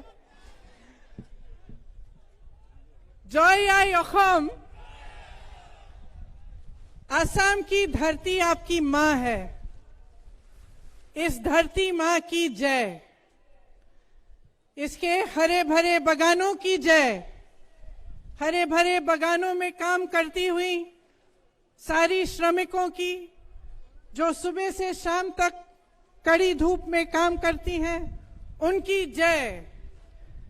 इस प्रदेश की नदियों की जय, यहाँ की जाति जनजाति की जय, यहाँ की बहुरंगी संस्कृति की जय, यहाँ की मिट्टी की जय, जिसने आपको अपनी पहचान दी। ये वो मिट्टी है जिसने आपको अपना अस्तित्व दिया। ये वो मिट्टी है जिसमें श्रीमंत शंकर देव जी जैसे महापुरुष पैदा हुए, जहां माधव देव जी जैसे महापुरुष पैदा हुए, अनजान फकीर जी पैदा हुए, लचित बोरफुकन जी पैदा हुए, जॉय मोती कौनबारी जी पैदा हुए, वीर चिलारे स्वर्गदेव छुकपा जी, गोपीनाथ बोरदोलोई जी और तमाम महापुरुष पैदा हुए, जिन्होंने आपकी धरती, आपकी संस्कृति, आपकी लोगों को एकजुट रखने के लिए अपना जीवन न्यौछावर किया। आज यहाँ खड़े हुए मैं उन सब महापुरुषों का नमन करती हूँ और आपको याद दिलाती हूँ कि ये उनकी धरती है और जो अस्तित्व आपका है, उस अस्तित्व के लिए उन्होंने जीवन भर लड़ा। यहाँ पे जब भाजपा के नेता आते हैं तो इन महापुरुषों के नाम नहीं लेते, उनको याद नहीं करते, क्योंकि भाजपा ने आज आपके अस्तित्व पर हमला किया है। असम के अस्तित्व पर वार कर रहे हैं। वे समझ नहीं पाए हैं कि आपकी इस मिट्टी ने आपको क्या दिया है और आप इस अस्तित्व पर कितना गर्व करते हैं। उन्होंने चुनाव से पहले कहा था कि का को लागू नहीं किया जाएगा, लेकिन आपने देखा कि उन्होंने का को इम्प्लीमेंट किया, उसे लागू किया। आपको याद होगा बहुत सालों पहले जब मेरे पिताजी राजीव गांधी जी ने असम का अकॉर्ड बनवाया था, उस समय हग्रामा जी भी मौजूद थे, तो सबसे बड़ी बात क्या की थी? उन्होंने कहा था कि आप अपनी संस्कृति को बचाकर रखेंगे और आप पर केंद्र से कोई डिक्टेट नहीं करेगा। भाजपा ने इन 5 सालों में इसका विपरीत किया है। उनकी क्रोनोलॉजी मैं आपको बताती हूं। चुनाव से पहले आपको कहा कि जाति, माती, भेटी की रक्षा करेंगे, का को लागू नहीं करेंगे। उन्होंने कहा कि असम अकॉर्ड का क्लॉज 6 लागू होगा। फिर आपके वोट मिले उन्हें, आपने उन पर भरोसा किया। वोट मिलने के बाद, चुनाव जीतने के बाद संसद में उन्होंने कहा पास किया। जब आपके पास दोबारा आएंगे तो शायद कुछ और कहेंगे, बड़े बड़े वादे करेंगे। आपने ये देखा है कि इन 5 सालों में जब जब आप पर संकट हुआ, आपने संघर्ष किया, तब यहाँ के प्रधानमंत्री आपके पास नहीं आए। देश के प्रधानमंत्री दिल्ली में ही रहे। लेकिन जैसे ही चुनाव घोषित हुआ, उससे पहले, कुछ दिनों पहले ही बहुत सारे दौरे करने लगे। आपने लॉकडाउन में बहुत संकट सहा, बाढ़ भी आई, बाढ़ के समय भी बहुत आपत्ति आई। प्रधानमंत्री जी एक बार भी इधर नहीं आए, ना उन्होंने राष्ट्र आपदा घोषित किया। बाढ़ के लिए पैसा इकट्ठा किया, मगर ये पैसा आपको मिला नहीं। जब सीएए के खिलाफ आंदोलन हो रहा था, तब भी कोई यहां नहीं आया। जब टी ट्राइब संकट में थे, उस समय भी आपकी सुनवाई करने के लिए, आपकी समस्याओं को सुलझाने के लिए यहां कोई नहीं आया। लेकिन आप क्या उम्मीद रख सकते हैं? वो प्रधानमंत्री जो अपने घर के 4-5 किलोमीटर दूर लाखों किसानों के आंदोलन के बावजूद अपने घर से निकल के उन किसानों से बात नहीं कर सकते, तो वो यहाँ आसाम की धरती पर आपसे बात करने क्यों आएंगे? उन्होंने कुछ दिनों पहले कहा कि असम की चाय पर हमला हो रहा है। एक 21 साल की लड़की ने ट्वीट किया, उस वजह से ये कहते हैं कि असम की चाय, असम टी पर हमला हो रहा है, लेकिन खुद 5 सालों से असम की आइडेंटिटी पर हमला कर रहे हैं। आरएसएस, भाजपा के नेता लगातार हमला करते रहते हैं, उसके बारे में प्रधानमंत्री चुप रहे। देश भर में घूमकर इन्होंने का की बात की, लेकिन आपकी धरती पर आकर का की बात करने की हिम्मत नहीं हुई। जिस तरह से भारत सरकार और यहाँ की सरकार असम को देख रही है, जिस तरह से असम को आगे बढ़ा रही है, उससे न जाने असम का भविष्य क्या होगा। स्पेशल स्टेटस फंड बंद किया गया। मानिए कि भाजपा के लिए असम एक एटीएम मशीन की तरह है, जहां एनी टाइम मनी उनको मिल जाता है, लेकिन जनता के पास नहीं जाता। पेट्रोल डीजल पर 90 रुपए देते हैं असम के 70% टैक्स, लेकिन भारत सरकार की जेब में जाता है, आप तक ये पैसा नहीं पहुंचता। अगर आप इनकी इंडस्ट्रियल पॉलिसी देखें, इनके उद्योग देखें, तो वही हाल है। इन्होंने आपको 25 लाख रोजगार देने का वादा किया था, लेकिन 5 सालों में 80,000 रोजगार तक नहीं दिए। क्या किया? गुवाहाटी का हवाई अड्डा भी अपने दोस्तों को बेच डाला, ऑयल फील्ड्स बेच डाली। इनके हम दो हमारे दो का नारा है, और इस नारे में जोया या कौम का नारा डूब रहा है। जितने भी बड़े बड़े उद्योग हैं, ऑयल फील्ड्स हैं, सब इनके बड़े उद्योगपतियों के मित्रों को बेच डाल रहे हैं। आपके हथकरघा यहाँ बहुत सुंदर खमोसे बनाते थे, खुराई बनाते थे, आज वो भी बाहर से आसाम में आ रहे हैं। आज तो मछली भी आंध्र प्रदेश से यहाँ आ रही है। ये स्थिति है। आपके साथ पूरी तरह से धोखा किया गया है, और मैं जानती हूं कि मंच पे खड़े हुए नेताओं पर आपका भरोसा बहुत ज्यादा नहीं है, क्योंकि बार बार चुनाव में आपके सामने अलग अलग पार्टियां आके बड़ी बड़ी घोषणाएं करती हैं। घोषणाएं करने के बाद, चुनाव होने के बाद चले जाते हैं, और जो वादे किए थे उन्हें पूरा नहीं करते। इसीलिए आज आपके सामने खड़े हुए हम खोखले वादे करने नहीं आए हैं।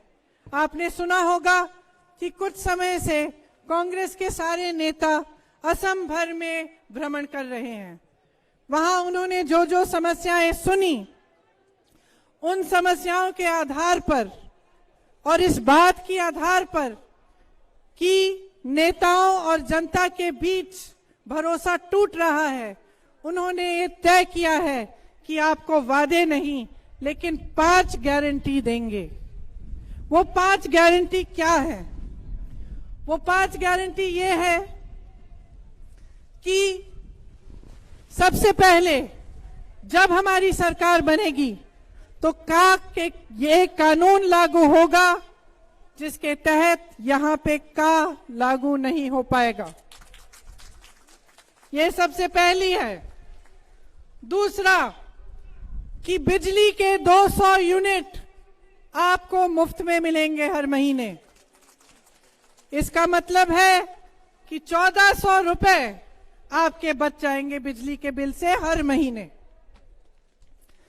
तीसरा गारंटी कि जो मेरी बहनें घर संभालती हैं, अपनी मेहनत से अपने पूरे परिवार की परवरिश करते हैं, बच्चों की परवरिश करते हैं और सबका देखभाल करती हैं, जिनको आज तक पूरी तरह से सम्मान नहीं मिला, उन बहनों को 2000 रुपए हर महीने गृहिणी सम्मान के तौर पर मिलेगा। चौथा गारंटी ये है कि देखने दीजिए कि चाय के बागान में गई थी मैं आज सुबह। चाय के बागान की महिलाओं से जब मैं मिली तो उन्होंने अपने हाथ दिखाए मुझे कि यहां से उनकी उंगलियां एकदम सख्त हो गई हैं। सुबह से शाम तक धूप में काम करती हैं, कोई सुविधा नहीं है और मात्र उनको 167 रुपए मिलते हैं। तो चौथी जो गारंटी है वो गारंटी खास उन महिलाओं के लिए है, उन श्रमिकों के लिए है जो चाय के बागान में काम करती हैं। और क्या गारंटी है ये कि उनको 365 रुपए का वेतन मिलेगा। मुझे मालूम है कि आपको पहले भी इस तरह के वादे किए गए और मुझे मालूम है कि जिन्होंने कहा था कि 350 का वेतन मिलेगा उन्होंने सिर्फ पिछले हफ्ते चुनाव से पहले 217 का वेतन आपको वादा किया है कि मिलेगा, लेकिन आज तक वो भी नहीं मिल रहा है। तो मैं जानती हूं कि आपकी उम्मीद कम है, लेकिन यहां खड़े हुए मैं कहना चाहती हूं कि जैसे ही हमारी सरकार आएगी ये वादा नहीं आपको गारंटी होगा कि आपका वेतन 365 रुपए आपको हर रोज मिलेगा। पांचवा जो गारंटी है उसके तहत कांग्रेस पार्टी ये कह रही है कि जब हमारी सरकार बनेगी तो कम से कम 5 लाख सरकारी नौकरियां बनेंगी। अब ये गारंटी जो है सिर्फ ऐसे ही नहीं कहे हैं, एक पूरी टीम बैठी है, उन्होंने असम की अर्थव्यवस्था की हालत देखी है, ये सब आंकड़े पड़े हैं और एक पूरी योजना बनाई है जिसके तहत आप सबको ये गारंटी मिल रही है। तो जब हम कहते हैं कि चाय के बागान में आपको 365 का वेतन मिलेगा, इसका ये मतलब नहीं है कि जो चाय बागान चलाते हैं, जो कंपनियां हैं, उनका नुकसान होगा। इसका मतलब ये है कि जो कंपनियां देती हैं उसके अलावा सरकार आपको मदद करेगी ताकि आपके कुल मिलाकर 365 रुपए हो। तो आपने देखा है कि प्रदेश में क्या परिस्थितियां हैं। मैं दिल्ली से आई हूं, कल से घूम रही हूं और सबसे मिलकर, समस्याओं को सुनकर, यहां की बेहद बेरोजगारी को देखकर बहुत दुख होता है। यहां के बड़े बड़े नेता चार्टर प्लेन में घूमते हैं, आजकल चीनी और जापानी ग्रीन टी भी पीने लगे हैं। शायद असम टी, यहां की कड़क चाय पिलानी पड़ेगी और उन्हें याद दिलाना पड़ेगा कि उनकी जगह क्या है, कि जो नेता आपके सामने आकर वादे करता है उन वादों को निभाना उसका धर्म होता है। कोई भी नेता इस मंच पे ये खड़ा नहीं हो सकता अगर आपने नहीं खड़ा किया।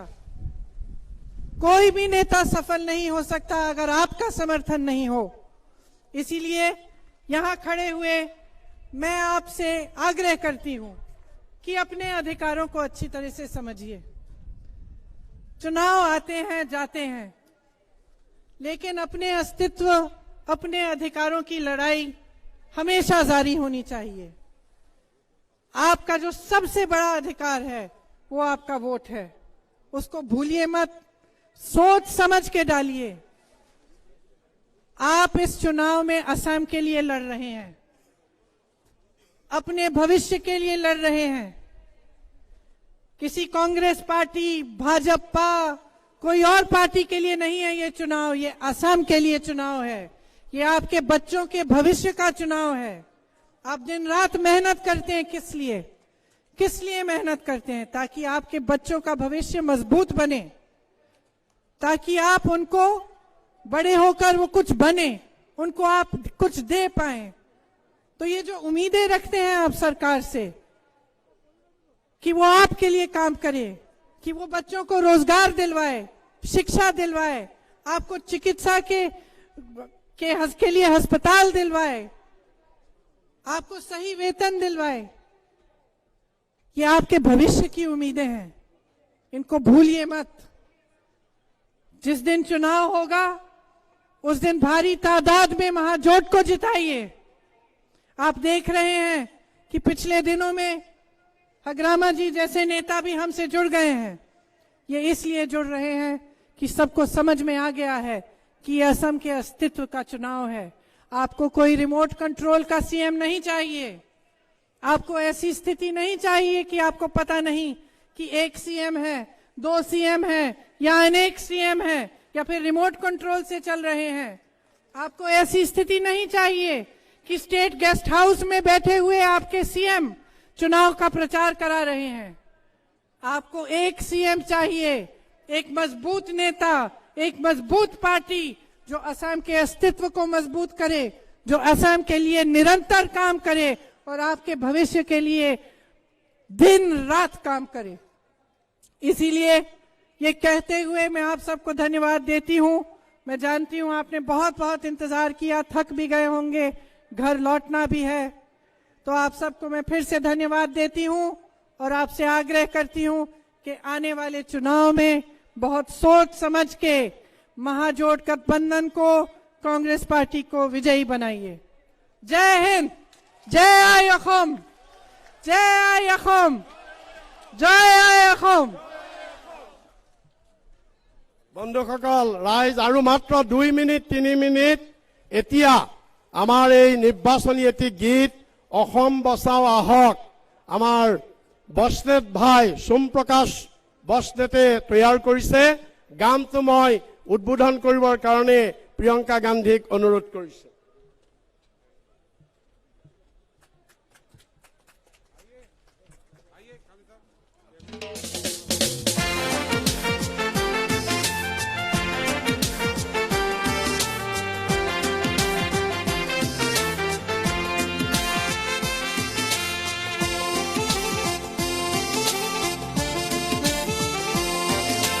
অসম বচাও আহা অসম বচাও, অসম বচাও আহা অসম বচাও, অসম বচাও আহা অসম বচাও, অসম বচাও আহা অসম বচাও।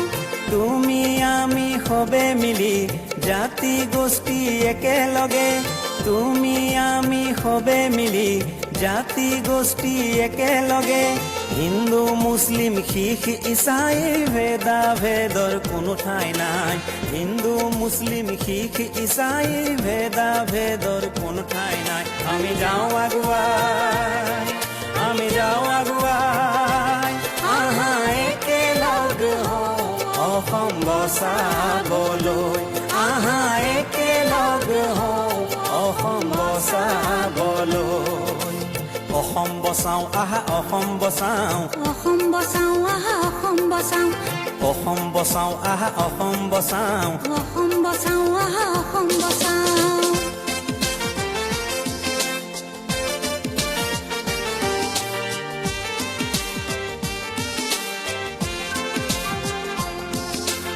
আমার কারণে শুনা হবে ভাই, বিদেশীর কোনো জাত ধর্ম নাই, আমার কারণে শুনা হবে ভাই, বিদেশীর কোনো জাত ধর্ম নাই। কংগ্রেসে নিদিয়ে কাকো প্রশ্রয়, বিদেশীর বোঝাও অসমে নলয়। অসম চুক্তিৰ ৰূপায়ণত কোনো আপোচ নহয়, হিন্দু বাংলাদেশীৰো ইয়াত কোনো ঠাই নাই।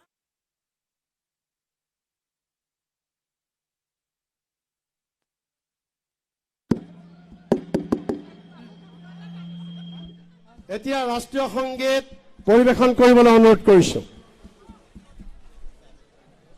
সকলো ৰাইজক আমি আহ্বান জনাইছো, মাত্ৰ 52 ছেকেণ্ডৰ কাৰণে আপোনালোকে অপেক্ষা কৰক। ৰাষ্ট্ৰীয় সংগীত। জন গণ মন অধিনায়ক জয় হে ভাৰত ভাগ্য বিধাতা, पंजाब सिंधु गुजरात मराठा द्राविड़ उत्कल बंगा, विंध्य हिमाचल यमुना गंगा उछल जलधि तरंगा। तब शुभ नामे जागे, तब शुभ आशीष मागे,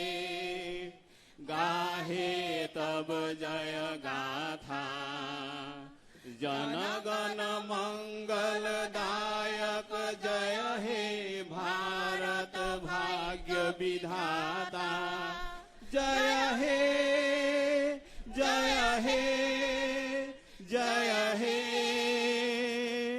जय जय जय जय हे ধন্যবাদ এতিয়া সভা ভংগ কৰা হৈছে সকলোকে ধন্যবাদ জ্ঞাপন কৰা হৈছে